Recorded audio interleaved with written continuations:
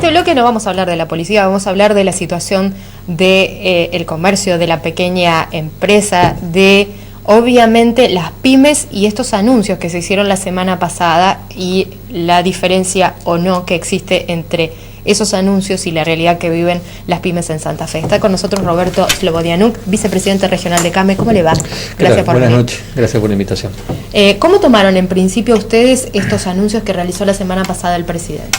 En principio, poquitos confusos, muy rápidos, muchos en su conjunto, pero obviamente nuestra entidad analizó profundamente cada uno de ellos y la conclusión general fue que en un 80% son realmente anuncios que van a, por lo menos, a paliar un poco la situación de las pymes y micropymes en este momento de muy puntual y de profunda recesión como la que estamos pasando, ¿no? Que son situaciones que de aplicarse y de llevarse a cabo en lo inmediato, por eso es que abogamos de que algunas ya salgan por decreto y otras directamente las que vayan al Congreso salgan rápido porque la situación no amerita para seguir esperando. Las consideramos que son positivas porque viene a dar un poco de alivio a lo que son básicamente la situación fiscal y la situación tributaria, ¿no? Claro, ¿cuáles son estas medidas, Roberto? Hay algunas que son más de forma, ¿no es cierto? Pero por ejemplo el hecho de que se destine en vez de un 16, un 14, en vez de un 14, un 16%, ¿no es cierto?, de la masa de recaudación, lo que implica, dicen, 137.000 millones de pesos, ¿no es cierto? Bueno, nos parece muy bien, pero en ese sentido nosotros de CAME hicimos una aclaración, que por favor se use la segmentación para lo que es pyme. Si nos ponen en el mismo plano de igualdad una pyme de 5 empleados con una de 50, claro, si bien las dos son pymes, ¿no es cierto?, el acceso que pueda llegar a tener a una financiación, a un subsidio, a un crédito, una mini pyme, es muy básico, es muy limitado y choca siempre contra la burocracia. Entonces, en ese sentido, el ministro, que dicho sea de paso, la semana pasada, después del trajín que tuvimos toda la semana entre congresos, entrevistas en las comisiones y demás, el día miércoles el ministro nos sorprendió anunciándonos que nos quería visitar en nuestra sede en Buenos Aires, y bueno, fue con su gabinete, el jefe de gabinete fue el secretario Pyme Mayer, fueron un par de técnicos, ¿no es cierto?, que realmente éramos más o menos 150 dirigentes de 23 provincias, que se quedó todo el tiempo, habló, consultó, le consultamos, contestó todo. Entonces destacó el asunto de medida y bueno, la frase de él dijo que queremos ser el gobierno que más incluya a las pymes porque consideramos y vemos la realidad que son el 80% de la mano de obra que se da en el país. Claro, Roberto, recién mencionaba el tema de la segmentación y de la gran diferencia que hay entre aquellas que tienen 5 empleados con las de 50. ¿Cuál es la realidad segmentada que hoy padecen las pymes aquí, por ejemplo, en la ciudad de Santa Fe? Bueno, es increíble, ¿no es cierto?, que más allá de que todo esto está pasando, a todo lo que ha pasado coyunturalmente a nivel nacional, como es el sinceramiento, entre comillas, de tarifas, que ha pegado muy fuerte, ustedes lo pueden conversar, seguramente lo habrán tratado aquí, ¿no es cierto? Hoy estamos hablando del aumento del pan porque el agua aumentó un 400%, el gas aumentó un 700%, la industria ayer sacaba un artículo en el Vespertino que estaban con un 1700% en algunos casos, el gas natural para trabajar. Bueno, las pymes básicamente sufren esos que está sufriendo a nivel nacional, pero particularmente la presión tributaria, sumado a la emergencia que en este caso es muy puntual, ¿no es cierto?, de nuestra provincia, de nuestra zona norte, se hace prácticamente inviable.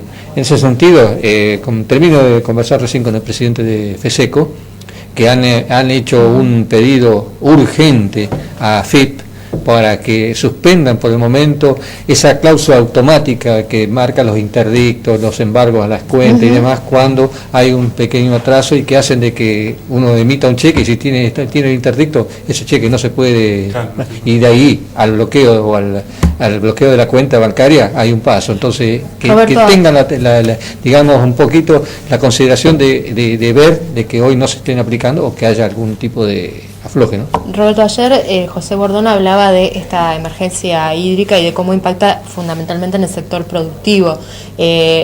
hablaba él de rotura de la cadena de pagos. Esto también se está viendo a raíz de esta problemática que tiene que ver con las tarifas, que tiene que ver con que se vende menos.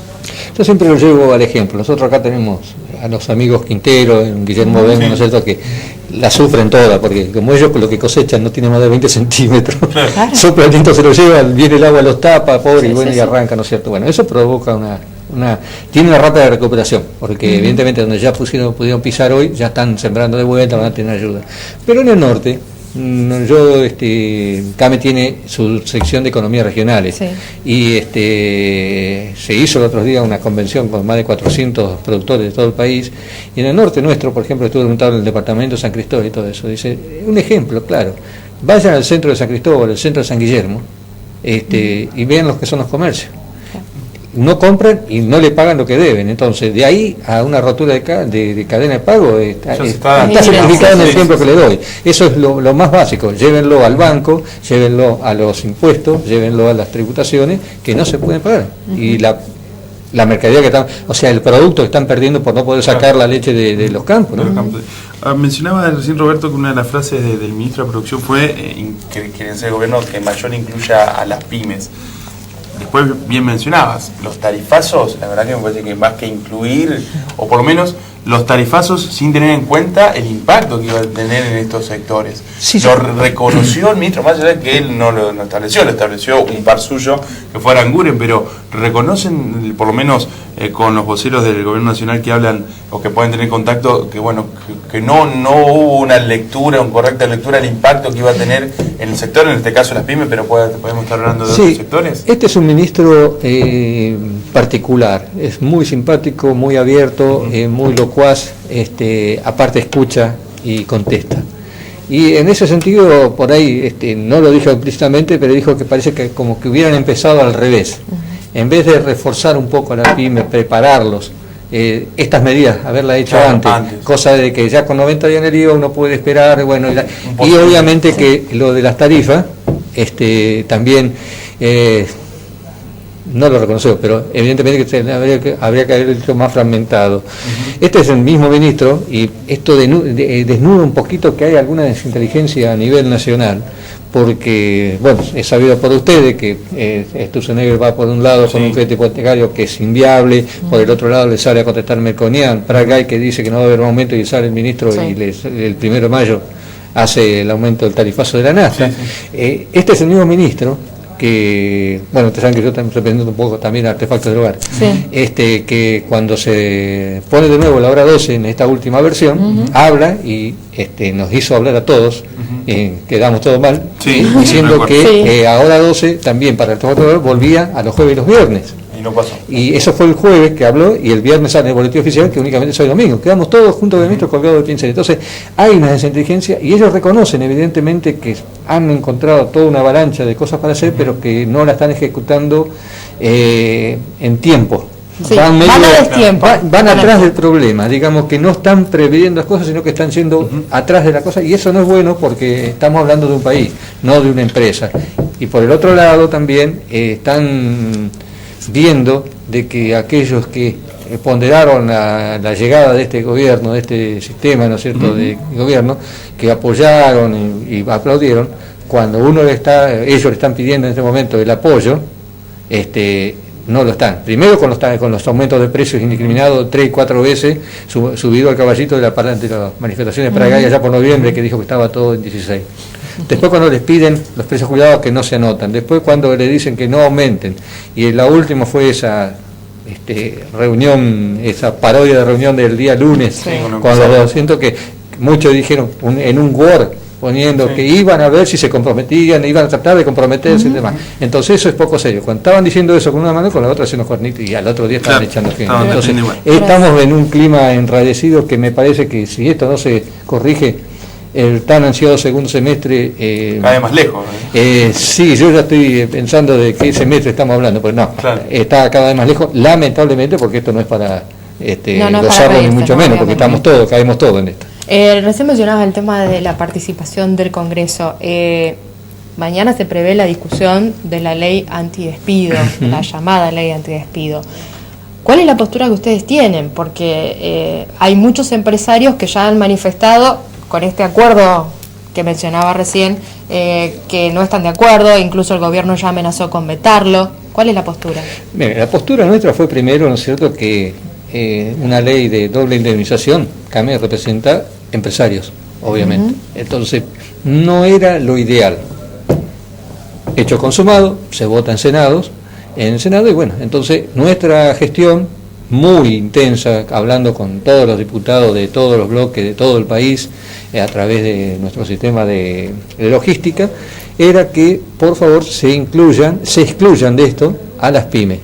Obviamente que quede firme el tema de que la ley rige para los que tienen empleados antes de que la ley salga, no para los nuevos. Sí. Y bueno, se logró que entiendan esto, de que segmenten nuevamente la famosa palabrita segmentación de las pymes, de que los diputados entiendan de que realmente, como pasó aquella vez con la ley de abastecimiento, sí, se dejen afuera las pymes, porque volvemos a la realidad de que las pymes, ustedes saben cómo es una pyme, cuando hablamos de 10 empleados, es una familia, y cuesta, hay una relación directa, hablando por el comercio en este caso, sí, en las industrias, es una relación muy directa, pequeños talleres y demás, y en eso ustedes habrán visto en otras crisis que las prioridades de un pyme, de un patrón pyme, está primero el salario de su empleado, después el proveedor para poder seguir vendiendo, y muy abajo las obligaciones, las contribuciones y demás, ¿cierto?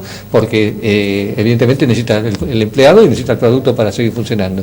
Entonces pedimos eso, lo entendieron, y bueno, quien más capitalizó esto, y realmente fue el Frente Renovador, sí, que también agregó su cuota aparte, ¿no es cierto?, con una iniciativa que consideramos buena, que es la del primer empleo 18 a 25, de 18 a 25 años, y el segmento de 45 en adelante, que es una realidad tal vez más crítica que la del joven. De todos modos, no es el proyecto que tendría dictamen, digamos, para llegar al recinto. Hoy no han logrado, porque acá, bueno, obviamente se mezcla también y se infiere mucho la cuestión política, ¿no es cierto? Entonces acá hay un tire y afloje que quieren que salga tal como está por parte del Frente Renovador, y bueno, el Frente Renovador queda tal. Yo, por lo que escuchamos hasta hace un ratito, de una reunión que surgió entre los dos referentes, Recalde y Massa, no llegaron a un acuerdo.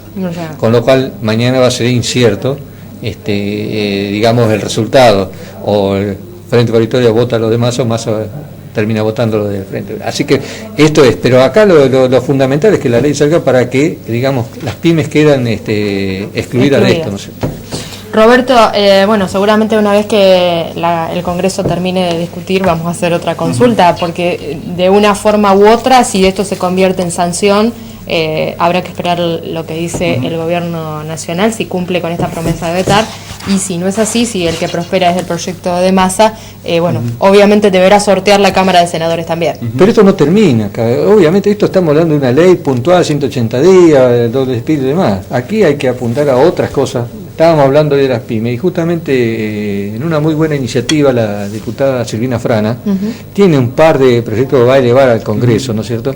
En uno habla de un bono, se llama un bono de crédito fiscal, que hace de que, y me tomo para no pecar, ¿no es cierto?, que dice que la amortización de bienes de capital, devolución de IVA y cómputo de porcentajes de impuestos queden como pago de impuestos a las ganancias.